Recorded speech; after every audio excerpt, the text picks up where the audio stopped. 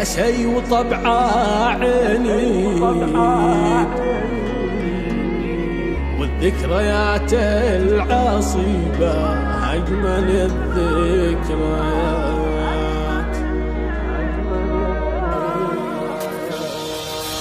اي والله ان الزمن قاسي وطبعه عنيد، والذكريات العصيبة اجمل الذكريات. مرت علينا وربي كانها ايام عيد، وكان الالام والقسوة من الطيبات. وانا وجور الليالي والحصار الشديد، نتلاقى في الموت لاقى من جميع الجهات، وخوض الشدايد عوايد وانت رجال جيد، والنايبة يا رفيق الحالة ترحب مياه، ونعتبرها عوافي لو بيت وقد وقد، ما دام واحنا خلقنا نصنع المعجزات.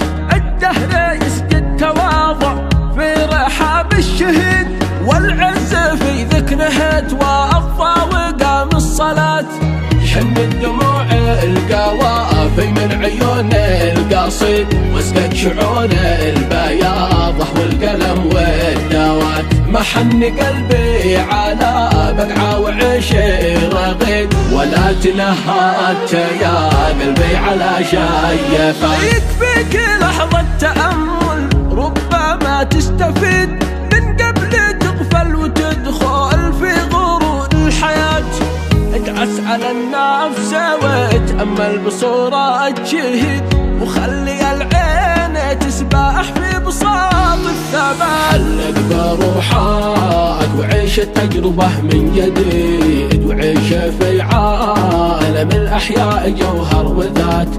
امسك يد التضحية واحيا معاها سعيد، واصعد على كاف الاطمئنان نحو النجاة. وامشي مع الباذل واذكر يوم تبعث وحيد، الباذل كانت نون والنذل مات.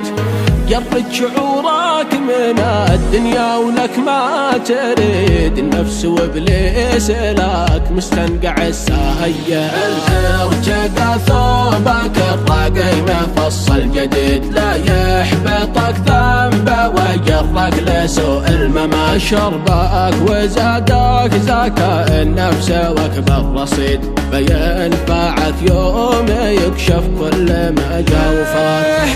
التأمل في الصورة وكبر وعيد، وشوف نفسك وقارن كل تلك الصفات.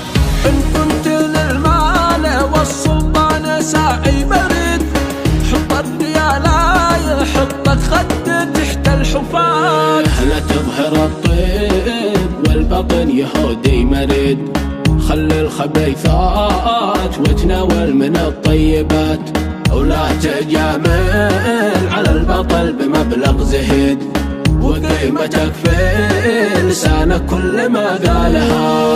والكبر لله واحنا كلنا له عبيد، والملك له جل شانه خالق الكائنات. كلا يجمل حسابه قبل يوم الوعيد، ويسأل الله حسن الخاتمة والثبات.